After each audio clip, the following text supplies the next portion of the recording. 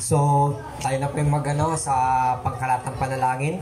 Niyaya ko po lahat na dami ng presensya ng Panginoon. Tayo pinalapit sa Kanya upang hingin natin ang Kanyang pagpapala at gabay. So, let us pray. O dakilang Diyos, salamat po sa umagang ito. Salamat po sa panahon. Salamat po na kami po yung nakarating na ligtas, Ama. Ama, kami po yung lumalapit upang idalangin po ang bansang Pilipinas na may patuloy itong maging malaya, Ama.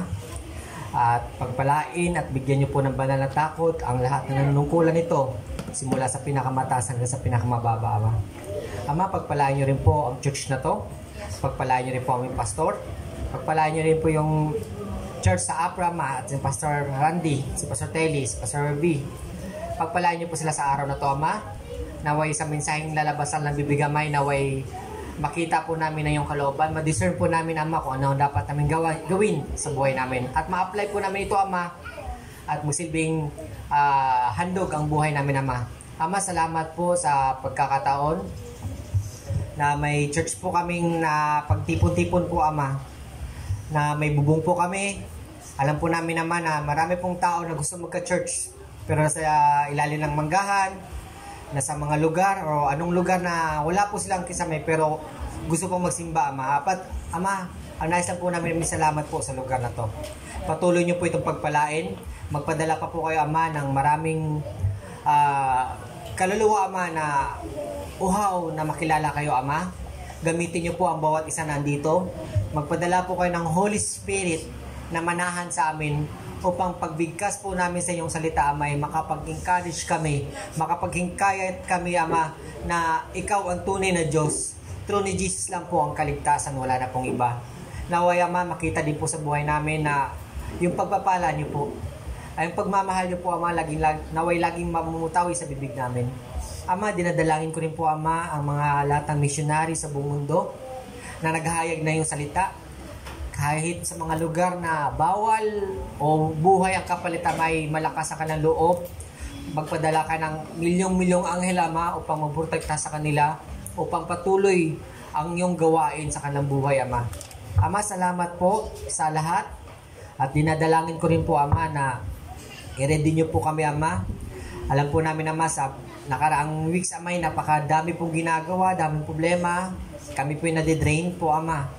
Baka man sa araw na sa oras na to, kapag nakarinig po kami ng salita, may naway, ma-energize po kami, ma-charge po kami, Ama, full of encourage po yung puso't isip na namin, Ama, upang itong darating na linggo, week, Ama, maharap po namin ito na may kagalakan, magkasayahan, at higit sa lahat, Ama, makikita po ng tao na ang Diyos na sinasamba namin ay totoo at lagi nandyan. Salamat po, Ama. Ito'y samot dalangin namin sa matamis na pangalan ni Jesus. Lahat ay magsabi ng Amen.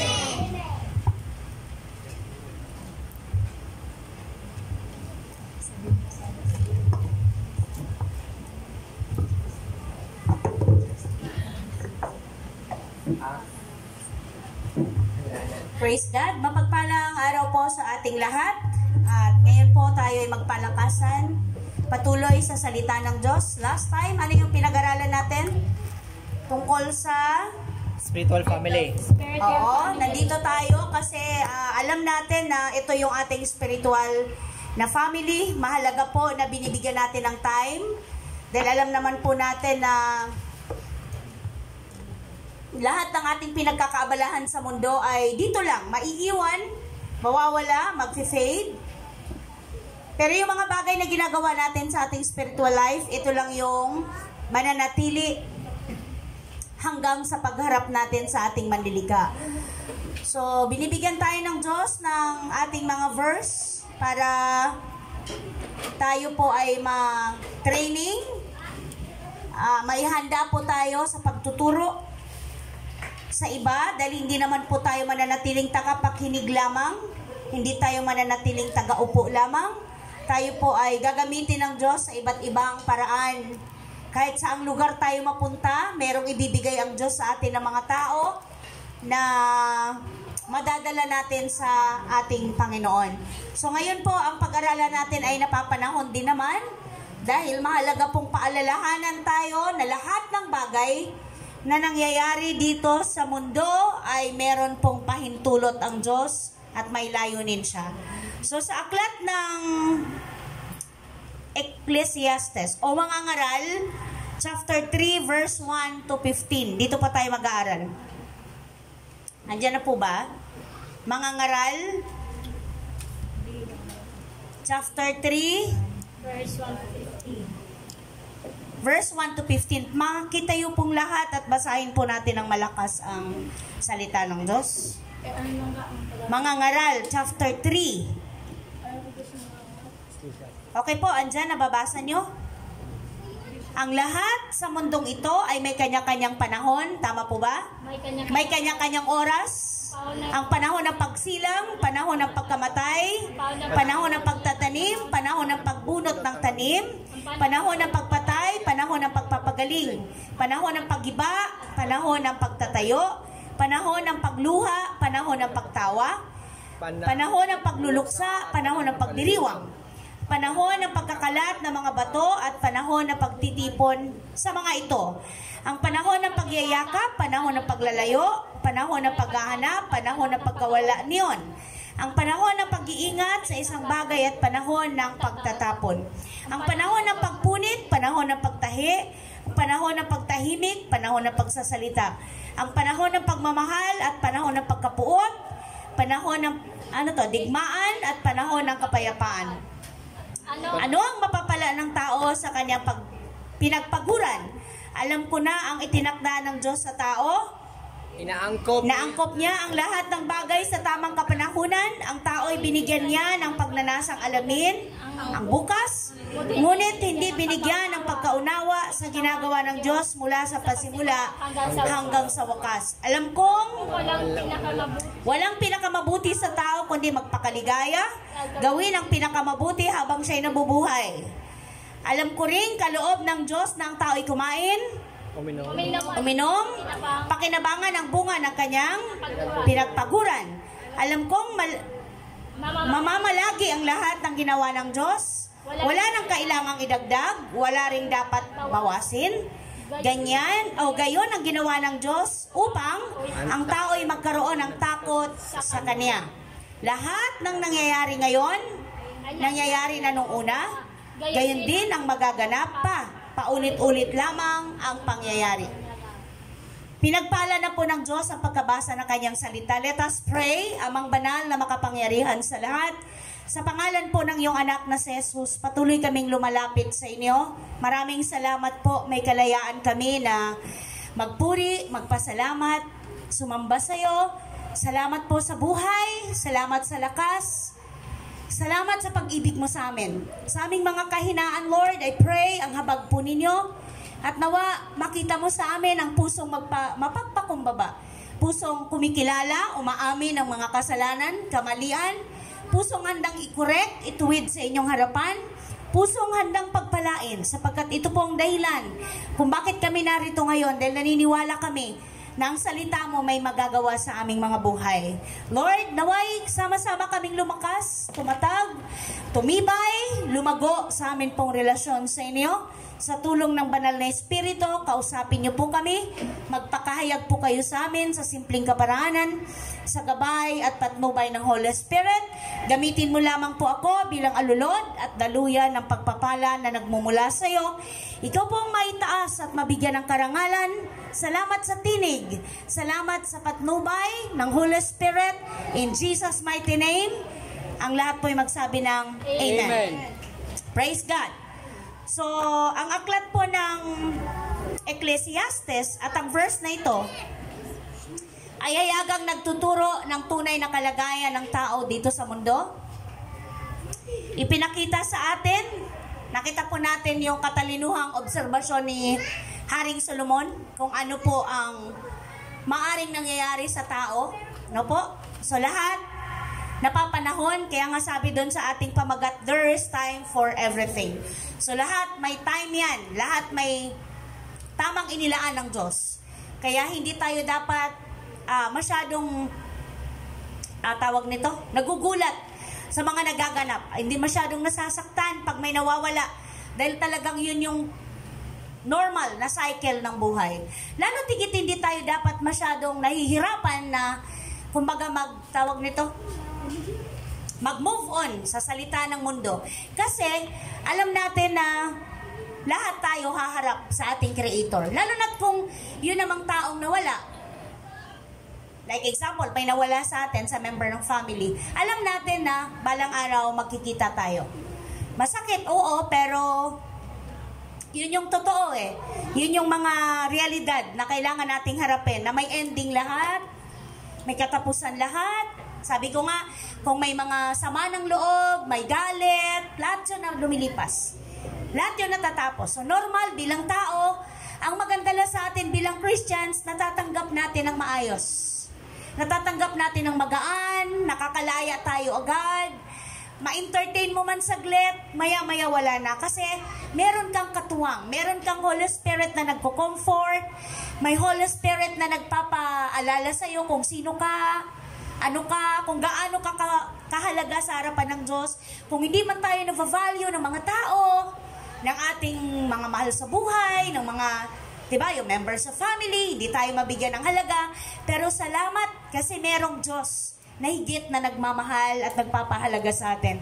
Kung merong mga taong hindi nabibigyan ng halaga yung ating ginagawa, hindi nare-recognize yung ating kabutihan, yung ating katapatan, yung ating pagpapagal, yung ating pagod, salamat. Kasi nakikita lahat yun ng Diyos. Diba? Nakikita lahat ng Panginoon. Salamat dahil hindi man tayo mabigyan ng parangal ng tao, ang crown natin nasa Panginoon. Sabi ko nga, salamat Lord, dahil alam ko na yung crown na meron ako, hindi nag-fade. Amen? Hindi kumukupas. Walang ikukumparang carats ba tawag nun? Walang maikukumparang timbang sa pawn shop. Diba? Kasi diba pag meron ka mga gold, meron kang bihira naman yung silver, diba? Meron tayong silver. Pero may silver kasi talaga na may halaga. Mahal. Yun talagang pwede nating masasabing yan ay talagang may di kalidad. So hindi pa rin kayang i-compare yung reward, yung bigay sa iyo ng Diyos pagdating ng araw. Kaya sabi ko nga sa sarili ko, kaya nga pag walang nag-i-encourage sa iyo kapatid, encourage yourself. Encourage mo yung sarili mo sa word. Magpalalim ka lang sa salita kasi hindi naman sa lahat ng oras may magpapalakas sa iyo. Hindi sa lahat ng oras may magko-comfort sa iyo. Hindi sa lahat ng oras may yayakap sa iyo. May magtatapik sa iyo. Mas lamang na lamang ang wala. Tama ba? Lamang na lamang ang wala. Kaya salamat at may Diyos na naiiyakan, may Diyos na nahihingahan, may Diyos na natatakbuhan, na hindi siya busy, hindi siya kailangan ng appointment, no? Hindi kailangan magbigay tayo ng abiso na, Lord, mamaya kailangan ko lumapit ha kasi bigat ako. Hindi. That time mismo, yung moment na yan, ano ka man, ano man yung sitwasyon mo, pwede kang yumuko, hindi nga kailangan pumikit eh. Hindi nga kailangan, yumuko ka lang. Ang Lord ang nakakaalam. Ang Lord ang nakakakilala sa iyo. At salamat, kapatid, kailanman hindi kanya tatanggihan. So, ang sarap pong isipin ulit. Ang sarap balik-balikan yung mga word ng Panginoon. Ang sarap balik-balikan ng mga pangako niya na may katuparan sa buhay natin.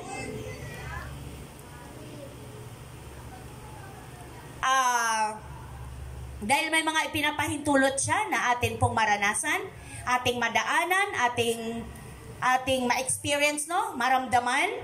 Pero sa kabila ng lahat ng yon, nakahanda din yung inilaan ng Diyos para makawala ka or makalabas ka. Laging may naka-ready.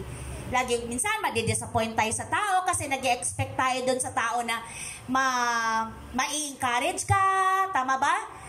Nag-expect tayo dun sa tao na tawag nito, mabibigyan kanya ng tawag nito ng tapang, mabibigyan kanya ng mga good na word. Tama po ba? Na mga word na magbibigay sa iyo ng lakas, ng pag-asa, pero minsan iba yung narinig mo, 'di ba? Minsan taliwas doon sa inasahan mo. Pero salamat po ulit sa Panginoon sa word niya na nagbibigay sa atin ng tibay. So mga kapatid, yung observation dito ni Solomon sa nangyayari sa buhay ay totoo. Tama po ba? Totoo. Totoo na nangyayari. Ngayon, sabi nga dyan sa patapos na verse sa 15, lahat ng mga nangyayari, walang nangyari na ngayon lang. Nangyari na yan noon pa. Paulit-ulit. naganap na. Napansin nyo yung mga uso na uulit? Diba? Nauulit. Yung mga uso, yung mga long hair, uso yung mga makakapal yung, diba? Oo, yung mga halos nagpumapaypay na sa paa mo. Dati pa pala yun. Wala nang bago. Lahat yan. Yung mga sinasabi natin, uy, ayan ang ano ngayon. Yan yung ano na mga millennial ngayon, mga in. Pero kung magsusearch ka, dati na pala yun. Dati na, wala nang bago. Noon pa man yan, naganap na. So, lahat yung observation ni Solomon sa buhay ng tao ay inalaw ng Lord na mangyari. Inalaw ng Lord na maging part ng cycle ng buhay natin dito sa mundo para sa ating ikabubuti. Tama po ba? Para sa tao, number 1, sabi niya, para ang tao magkaroon ng takot sa Diyos. Upang ang tao ay makarealize na ang buhay niya ay meron pong hangganan. Na ang buhay niya, pagdating ng panahon, takdang oras, haharap sa tunay na may-ari. So sabi dito sa ating verse, lahat sa mundong ito ay may kanya-kanyang panahon, may kanya-kanyang oras. So kapatid, itong time na to, oras para makinig ka ng word, oras para ibigay mo, para ang spiritual na buhay mo ay mag-grow, ibigay mo. Huwag kang manghinayang. Huwag kang mapagod, huwag kang magsawa, kasi ikaw din naman po ang magbe-benefit nito. Ikaw at ako din ang magbibigay ng blessing sa iba. Magiging daluyan ka. Magiging channel ka kasi una kang nagpalakas, una kang nagpalago, una kang nagpatatag mula sa word ng Panginoon. Kaya naman magagamit ka ng Diyos para sa pangangailangan ng iba. So may panahon para sa pagsilang at may panahon din naman sa pagkamatay. Kaya nga sinabi ko kanina, pag may mga kakilala, kaibigan, o mas masakit kasi kamag-anak, kapamilya, na nawala, ay hindi na tayo dapat nagugulat. Although lahat gagawin natin, di ba? Kaya nga encouragement ko dun sa mga taong gusto nang bumigay. Gustong di ba? Gusto ko nang magpakamatay. Sabi ko, naririnig mo ba yung sarili mo? Yung iba nga, lahat gagawin para mabuhay. Lahat ibibenta para madugtungan yung buhay. Tas ikaw, kukunin mo ng ganun-ganun lang yung buhay. Kasi yung mga ganung tao, parang nasasadsad na sa pinakadulo. Na feeling nila, yun na lang yung solusyon. Hindi nila hindi agad-agad nabibigyan ng space sa utak na, ito ba talaga ang tunay na solusyon? O baka mas problema pa pagdating doon sa kung saan ako mapupunta after ng life ko dito. So yun, kasi kailangan kasama yun sa iisipin mo, di ba? Magsuicide ako, di ba nga napakatapang ni RJ no mga time na lumipas, di ba? No mga dumaan sa'yo, matapang ka kapatid. Dahil na rin yun sa word. Akala mo wala? Meron. Merong nagawa sa'yo ang word ng Panginoon sa heart mo. Kaya nakayanan mo. At yung mga prayer ng mga youth, alam mo ba, ang prayer nila, Lord, gamitin mo itong pinagdaanan ni RJ na dahilan para ma-realize niya na talagang ang buhay dito sa mundo ay talagang kung ano yung tinanim mo, aanihin mo. So nagtanim ka ng mga bagay dun sa wala dapat dun sa spiritual life mo, ito yung nangyari, di ba? Kaya nga, di ba, maging maingat ka. Sabi ko nga, ano yung lesson na natutunan mo nung nangyari sa'yo to? Nakakatuwa naman yung naging lesson niya at nawa naging, isa yun sa magiging pundasyon ng buhay niya bilang isang tao, bilang isang nilikha ng Diyos. Sabi niya, natutunan kong lesson ay ang barkada sa kasiyahan lang. Tama? Pag may problema, ako lang mag-isa. So pag may problema, ikaw lang. Bahala ka sa buhay mo. Pero pagka sa kasiyahan, di ba, daling magbuo, ang daling maghikayat, tama? Oo, madaling mag-invite. Pero tingnan natin, di ba, dito nga lang, di ba? Hindi ganoon kasi parang pakiramdam nila, itong ginagawa natin ay kaabalahan lang. Itong ginagawa natin ay kawalan lang ng oras, tama? Ang tawag nun? Kalugihan. Hindi po ito kalugihan. Mas lugi po ang hindi nagbibigay ng panahon sa spiritual na buhay. Kasi lahat ng bagay na yan, ulitin ko dahil yun yung totoo. Tayo kasi madalas sinasantabi natin ang hindi importante sa atin. Yung hindi natin napapakinabangan araw-araw, tabi yan, tabi. Saka na yan, hindi pwede po. Kasi aminin natin o hindi, may kinalaman ng spiritual na buhay, spirit natin sa bawat desisyon ng ating araw-araw na pamumuhay. May kinalaman, totoo po. Hindi pwedeng wala. Apektado ka, kapatid, pagka wala kang alam sa Word of God. Okay? So, panahon ng pagpatay, panahon ng pagpapagaling. So, kung may mga sugat, di ba, may mga sakit, meron yan times of healing. Kahit nga sa sugat sa puso. Time heals. Diba? May kasabihan na time heals. Times heals. Totoo. Kaya nga, di ba, huwag mong, pagka medyo hirap pang mag-forgive, hayaan mo ang panahon. Makakapag-forgive din. So, wag lang tayo magsawang mag-pray, wag tayo magsawang, yung iba, wag tayo magsawang manligaw. Ligaw means, kinukuha natin ulit yung simpatya niya, loob na magkamabutihan ulit, di ba? So, ganun sana tayo sa family.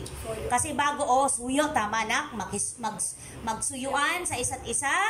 Kasi ganun talaga. Kasi pag binigyan natin ng space yung galit, talagang napakalawak. Meron eh.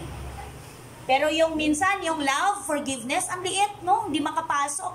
Bakit? Kasi ganun ang kaaway. Kung alin yung makakasama sa'yo, yun ang lawakin niya. Yun ang okay? So, mahalaga po na alam natin lahat ng ito. So, bilisan na po natin. Bibigyan natin ng, tawag nito, paalala yung bawat isa. Dahil tayo po'y mga anak ng Diyos na. Number 1, sabi dyan ni Solomon, sa panahon o oras, tama ba? Nabinigyan ka ng chance, tama ba? Meron dyan? Na mabuhay, huwag mong sayangin. Hello? Gamitin sa tama. Amen po? Gamitin. Sa panahon na binigyan ka ng chance mabuhay, huwag mong sayangin, gamitin mo sa tama. Yun yung turo sa atin ng Lord. Kasi pagka ginamit mo yan sa mali, ipapahintulot ng Diyos yan. Tama ba? Makakaranas ka ng buhay. Kaya nga sabi doon sa awit, chapter, ano ba yan, kapatid? Episo po. Ano, no? Chance. Sa Ephesians muna? Or walang awit? Walang awit? Wala po. May awit po. 90. Wala. Okay, sige. Basahin ko na lang. Hindi siguro na ilagay ni Kim. Awit 90 verse. Baka hindi ko rin na-send. Check ko na lang. 90 verse 12. Ang sabi niya doon, dahil itong buhay namin maikli lang na panahon, itanim sa isip namin upang kami ay dumunong. Kita mo na yung prayer ni David. Dahil ang aming buhay ay maikli, itanim nawa ito lagi sa aming isip, Lord, upang kami magkaroon ng karunungan na magamit ito ng tama. Yun yung ibig sabihin ng manunulat na ito na si David. So sa English, teach us to numbers our days that we may gain a heart of wisdom. Sa English version. So sa aklat ng Ephesians, meron. Meron, kapatid? Ephesians 5. 5 verse 1 to 20. Sige po, basahin ninyo dyan. Aklat ng Epeso, chapter 5. Yaman kayo mga anak na minamahal. Tama ba? Minamahal ng Diyos. Tularan ninyo siya. Mamuhay kayo ng may pagmamahal. Tulad ni Kristo dahil sa kanyang pagmamahal sa atin. Inialay niya ang kanyang buhay bilang mabangong alay at handog sa Diyos. Kayo'y mga hinirang ng Diyos, kaya hindi dapat mabanggit man lamang na kayo nakikiapid, gumagawa ng anumang uri ng kahalayan o pag-iimbot. Ano pa yung next? Huwag din kayong gagamit ng anumang malaswa o walang kabuluhang pananalita at pagbibirong di nararapat. Mga green jokes, hindi yan dapat sa isang Christians. Tama ba? Nandyan sa halip? Magpasalamat kayo sa Diyos. At alam ninyo walang bahagi sa karya ni Kristo ng Diyos at ng Diyos ang taong nakikiapid, mahalay, sakim. Ang kasikiman ay isang uri ng pagsamba sa Diyos-Diyosan. Next verse. Huwag kayong padaya kanino man sa pamamagitan ng mga pangangatuwirang walang kabulungan. Sapagkat sa mga ito, dahil sa mga ito, ang Diyos ay napupuot sa mga suwail. Kaya't huwag kayong makisama sa kanila. Dati, kayo nasa kadiliman. Ngunit ngayon, nasa kaliwanagan na sapagkat kayo nasa Panginoon. Mamuhay kayo ngayon ng nararapat sa mga taong nasa liwanag. Sapagkat pawang mabuti, matuwid at totoo ang ginagawa ng namumuhay sa liwanag. Next, sikapin ninyong matutunan kung ano ang kalugod-lugod sa Panginoon. Huwag kayong makibahagi sa mga... Huwag kayong makibahagi. Saan ba? Sa kadiliman ng walang ibinubungang mabuti. Sa halip ay ibunag ninyo ang mga iyon. Anong verse? 12. Kaya hiyang mabanggit man lamang ang mga bagay na yon na ginagawa nila ng lihim. Ang lahat ng lalalantad sa liwanag ay nakikilala kung ano talaga ang mga iyon. At nalalantad ang lahat dahil sa liwanag. Kaya sinabi, gumising ka, ikaw na natutulog. Bumangon ka mula sa libingan at liliwanagan ka ni Kristo. Kaya't mag-ingat kayo kung paano kayo mamuhay. Amen? Andyan ba? Mamuhay kayong tulad ng matatalino at di tulad ng mga mangmang. Gamitin niyo ng lubusan para sa mabuti ang bawat pagkakataon. Praise God. Sapagkat puno na ng kasamaan ang kasalukuyang panahon. Huwag kayong maging hangal. Sa halip, unawain ninyo kung ano ang kalooban ng Panginoon. Huwag kayong maglalasing sapagkat sisirain lamang niyan ang inyong buhay. Sa halip, dapat kayong mapuspos ng spirito. Sa inyong pag-uusap, gumamit kayo ng mga salmo, mga himno. Ano pa yung next? Awiting spiritual. Buong puso kayong umawit at magpuri sa Panginoon. Lagi kayong magpasalamat sa Diyos na ating Ama dahil sa lahat ng bagay, sa pangalan ng ating Panginoong Jesucristo. So, nakalagay na po lahat dyan. Hindi ko na po kailangan isa-isahin. Nandyan na po lahat yung nais ng Lord. May buhay na binigay sa iyo, kapatid. Huwag mong sayangin. Yung chance na mabuhay ka, gamitin mo sa tama. Number 2. Sa panahon, meron ba? Meron pa. Peter 4:25. Ha? Sa 14 verse. Unang Pedro. Meron pang Peter? Opo. Sa 4. 14 verse. First Peter 4:25. Sige nga po, anong sabi diyan si Peter? Supporting verse? Opo. Sapat na ang panahong... Inaksaya ninyo sa paggawa ng mga bagay na kinahanglan ninyo. Okay. Kasi ang topic, gamitin nyo ng tama ang buhay. Okay? So, 1 Peter chapter 4 verse 3. sapat na ang panahong inaksaya ninyo, tama? Sa paggawa ng mga bagay na kinahumalingan ng mga hintil, kahalayan, ano ba? Pagnanasa ng laman, walang habas na pagsasaya, pag-iinuman, at kasuklam-suklam na pagsamba sa mga Diyos-Diyosan. Nagtataka nga sila, bakit hindi na kayo sumasama ngayon sa kanilang magulong pamumuhay? Kaya kayo'y kinukutya nila. Ngunit, mananagot sila sa Diyos na handang humatol sa mga buhay at sa mga patay. So, talagang binigyang diin dyan, yung buhay na binigay sa iyo ng Lord, gamitin mo ng tama. Gamitin mo para sa ikabubuti mo din naman, kapatid. Okay? Number 2 na ba? Pwede na? Meron pang verse. Wala na, number 2. Sa panahon na binigyan tayo ng Diyos, binigyan ka ng Diyos ng lakas, ng chance na magtrabaho, Gumawa ka. May time ng magtrabaho at may time ng pahinga. Amen. May time ng pagtatrabaho, may time ng pagpapahinga. Meron bang taong puro pahinga lang? Yes. Wala dito. Oras ng trabaho, hindi nagtatrabaho kasi gusto laging pahinga. So, ang katawan natin, kailangan din naman ng pahinga, pero kailangan talaga tayong magtrabaho. Tinuruan tayo ng Lord na magbanat ng buto at hindi maging tamad. So, 2 Thessalonians ba yan, kapatid? Opo. Chapter 8 verse 6 to 12. Oo, tinuruan tayo ng Lord na maging masipag. Chapter 3 verse 6. Mga kapatid, inuutos namin sa inyo sa pangalan ng Panginoong Jesucristo na layuan ninyo ang sinumang kapatid na tamad. Ala. At ayaw sumunod sa mga turo na ibinigay namin sa inyo.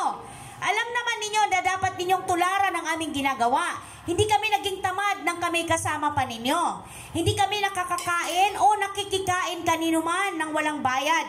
Nagtatrabaho kami araw-gabi upang hindi kami makabigat kanino man sa inyo. Apostle Paul?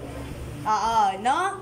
So bilang bilang lingkod ng Panginoon, nakakahiyaman, pero may mga ano kasi, ay, lingkod ako ng Diyos. Kailangan bigyan niyo ako, pakainin niyo ako, pero hindi tama. Lingkod ka ng Diyos, dapat the more ka nagiging mabuting halimbawa. So, hindi pwedeng kung wala ka man trabaho, meron kang business dapat. Hindi ka dapat nakaasa lang sa church. No, tama? Kasi, yan ang ano. So, next, anong sabi doon? Ginawa namin ito, Ginawa namin ito, hindi dahil sa wala kaming karapatan sa inyong tulong. Kundi, upang kayo'y bigyan ng halimbawang dapat ninyong tularan. Nang kami ay kasama pa ninyo, ito ang tinuro namin sa inyo. Ang ayaw magtrabaho, Ay hindi dapat kumain. Agoy. Gutom. Gutom man. so kung tulog lang ng tulog, huwag pakainin. Totoo, Bible may sabi. Kaya nga yung mga bata, tuturuan na nak, mag-ano ka na, magtawag nito, magligpit-ligpit habang bata pa, marunong na. Okay? Anong diretsyo pang verse nun? 12 hanggang 12 ba, kapatid? Opo. Sa pangalan ay 11. Binabanggit namin ito dahil nabalitaan namin may ilan sa inyong ayaw magtrabaho. Walang inaatupag kundi ang makialam sa buhay ng may buhay. Bible pala. Biblical pala yun. Biblical pala yun, kapatid. So wala daw ginawa kundi makialam na buhay na may buhay. Ayaw magtrabaho. Pagdating sa bahay, magulo ang bahay. Kaya pag uwi ni mister, magulo din ang utak. Nagwawala. Ang mga bata, magugulo din kasi ang nanay nasa ibang lugar. Tama. So, ayan. So, talagang tinuturuan tayo ng Lord dito. So, next, sa pangalan ng Panginoong Jesucristo, mahigpit naming inuutos sa mga taong ito na sila'y maghanap buhay ng maayos at huwag umasa sa iba. Praise the Lord! So, binigyan tayo ng lakas. Meron nga ba? Amen. Amen! Binigyan tayo ng lakas, binigyan tayo ng kakayahan, binigyan tayo ng dunong ng Diyos upang gamitin natin para tayo magkaroon ng trabaho o magagawa na hindi tayo nakaasa sa iba. Ano pa yung verse na isa? 1 Thessalonians 4 verse 11 to 12. 4? 4 ba? Opo. Ay, second. 11. 11 to 12. Ano bang sabi? 11. Pagsikapin. Pagsikapan ninyong mamuhay ng tahimik, pagkukulan ninyo ng pansin ang sarili ninyong gawain at hindi ang sa iba, maghanap buhay kayo tulad ng itinuro namin sa inyo. Dahil dito, igagalang kayo ng mga hindi mananampalataya at hindi na niyo kailangang umasa sa iba.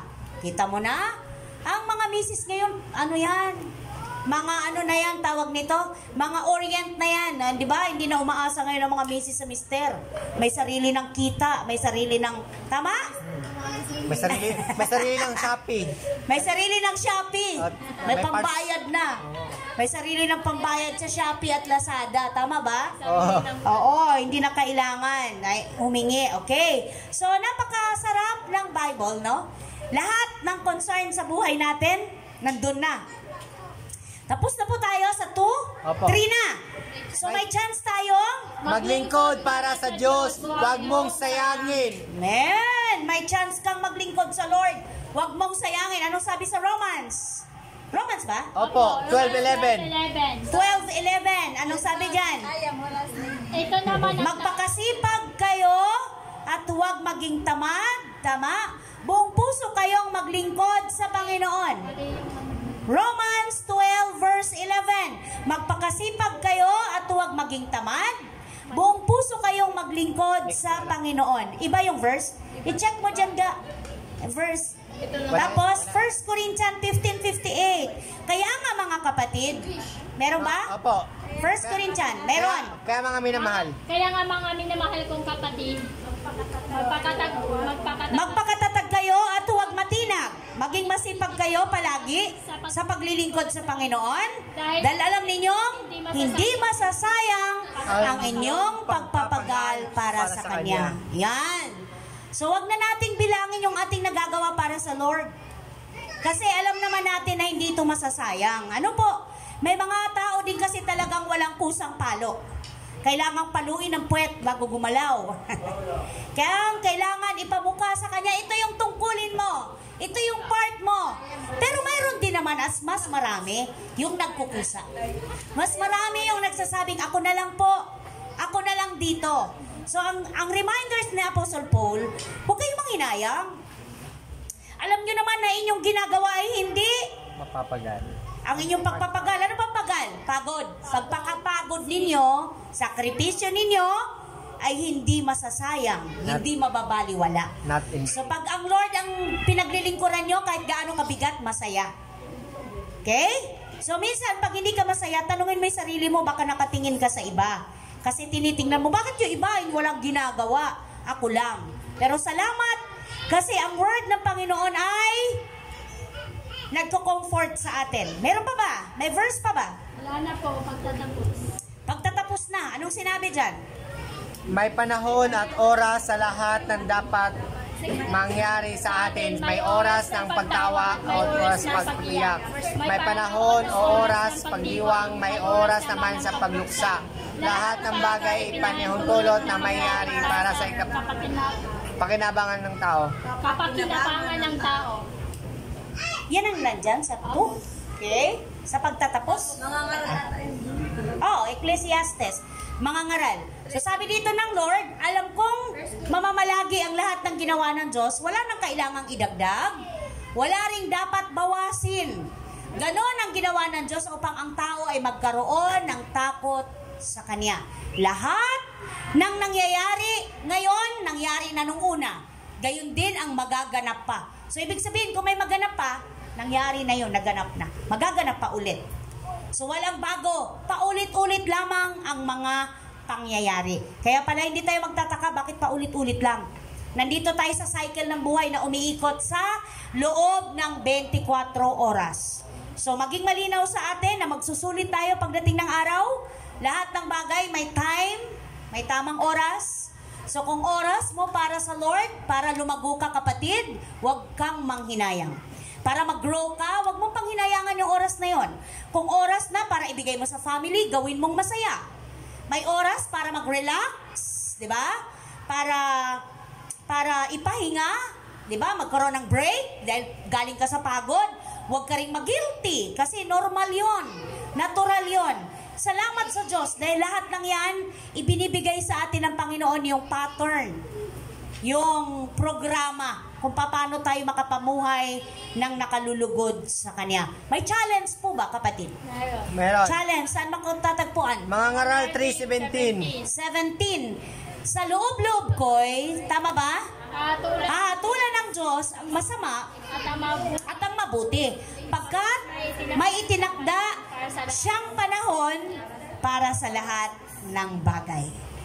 So kung hatulan ng Lord yung mabuti at masama, doon na tayo sa mabuti. Kasi alam natin na doon tayo sa masama. Anong sabi dito?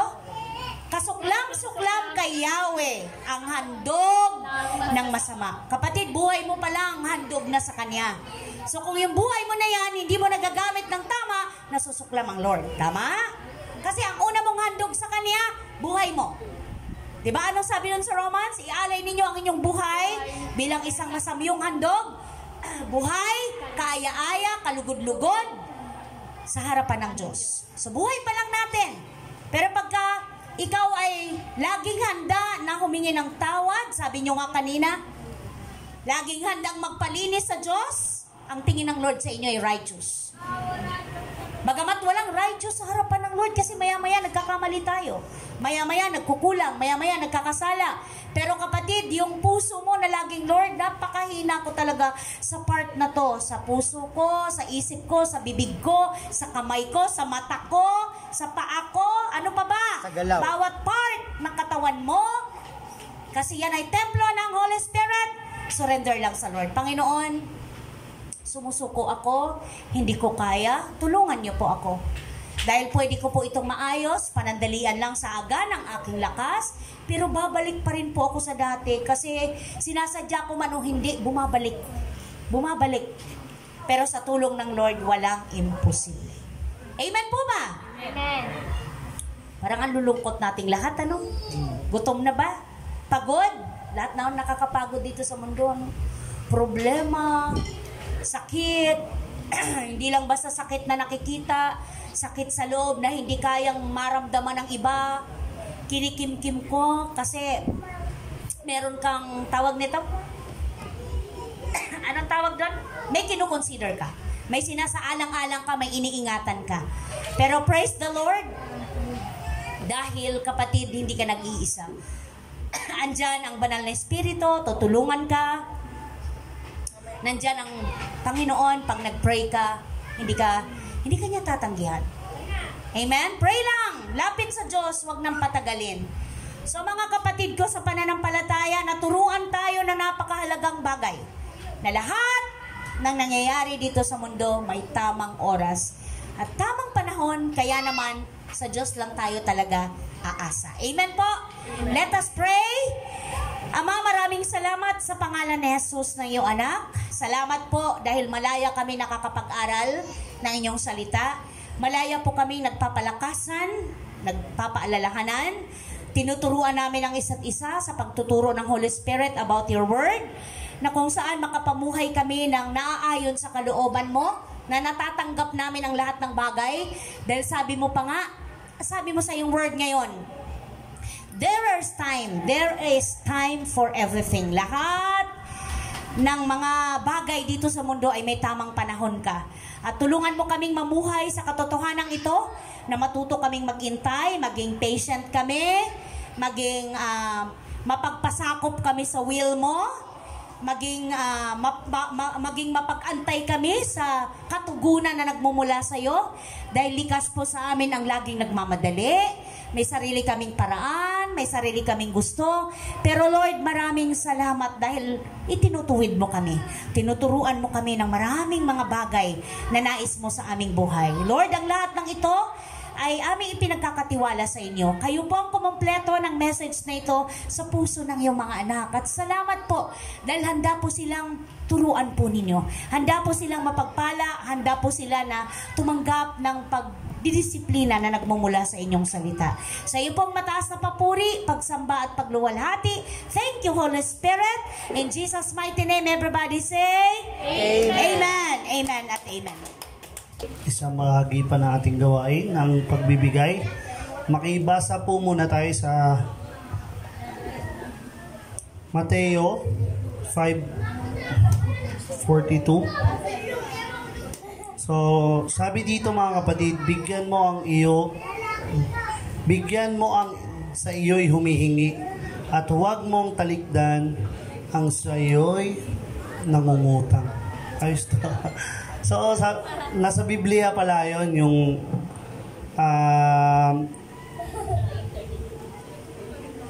yung word na pangungutang. So, imaginein mo, sabi dito sa Bible, wag daw natin talikdan yung sa iyo yung nangungutang. Pero, hindi naman pag sinabing sa iyo yung lumapit, sa iyo yung nangutang, tapos wala ka na nga, papautangin mo ba rin? Siyempre, anuin mo na, kumbaga timbangin mo rin yung sarili mo. Pero may mga tao na kaya pa rin nila magpautang kahit na ano nyo yung patotoo ni Sister C last Sunday, yung nagpautang siya, wala na siyang pera, di ba? So, kasi ang pangako sa kanya, ibabalik din kinahapunan. On the day, okay. So, yung last money niya, pinahiram niya, di ba? So, sabi dito, hindi naman masama magpautang, pero may word kasing ano eh. Oo. Si mama kasi. Iba dyan. Tama. Parehas lang, di ba? Bigyan mo isayo at huwag mo dito nang umutang eh. So sa kanya yung ano doon, yung message nung kay Sister C, nagbigay siya pero hindi siya sinuklian agad ng pagbalik or hindi niya tinupad yung promise niya, di ba? So tapos umiwas na. So imaginein mo, ang Diyos, binibigyan tayo, pinagpapala tayo sa araw-araw. Buhay na lang eh, pagising natin sa umaga. Yung libreng buhay or panibagong umagang binibigay niya sa atin. Napakalaking bagay na yon para ipagpasalamat sa Kanya. So, deserve natin magbalik, 'di ba? Kasi yung lakas na meron tayo galing kay Jesus to. Hindi to galing kung kanino, kay Pastora or kay Sister Kim. So, huwag tayo mag-atubiling magbigay sa Panginoon. Yun yung lesson dito na pangungutang. So, hindi nangungutang ang Panginoon sa atin dahil hindi naman niya kailangan ng pera eh. Ang kailangan ng pera or yung ikapo na ibinibigay natin dito is gagamitin natin sa gawain upang lumago tayo, magamit natin sa mga kabataan na pasibol pa lang, gagamitin sa food. So maraming pwedeng mangyari or gamitin yung fund na nalilikom natin dito. Kaya wag natin isipin yung mapupunta kung kani-kanino lang yung iabot natin, dahil isipin natin maging tapat tayo sa pagbibigay dahil ang Panginoon never naging hindi tapat sa atin dahil binibigyan ka niya eh. Imaginein mo paano ka nakakasurvive sa buong linggo, 'di ba? Although sabihin mong galing utang yun, imaginein mong ginamit niya yung tao na yun para pautangin ka para lang makakain yung pamilya mo, 'di ba? So kaya maging tapat tayo sa Panginoon at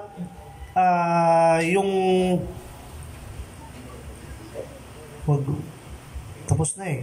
Inano ko na lang to eh. Sinamarize ko na lang. Maging tapat tayo sa Kanya sa pagbibigay dahil kailanman hindi tayo bibigoyin ng Panginoon. Although si Sister C noon time na yon na pinangakuan siya, nabigo kasi tao lang yun eh. So anytime pwede tayo mabigo kahit kanino sa mga promises ng kahit na sino man. Pero sa Panginoon, once na kumapit tayo sa Kanya, ibinigay natin yung para sa Kanya. Imagine niyo yung para sa Kanya. Hindi na lang para sa simbahan. Sa ibang simbahan kasi required kung magkano yung amount na dapat ganito ibigay nyo. Yung iba pa nga, yung payslip nila dapat dokumentado or naka-record yun. Tayo dito, hindi tayo pinipilit. Ang kailangan lang natin, maging tapat tayo sa Panginoon or sa pagbibigay ng para sa Kanya. Hindi para kanino, para sa Kanya na lang. Para magamit sa gawain niya. Kaya tayo po yung magbigay.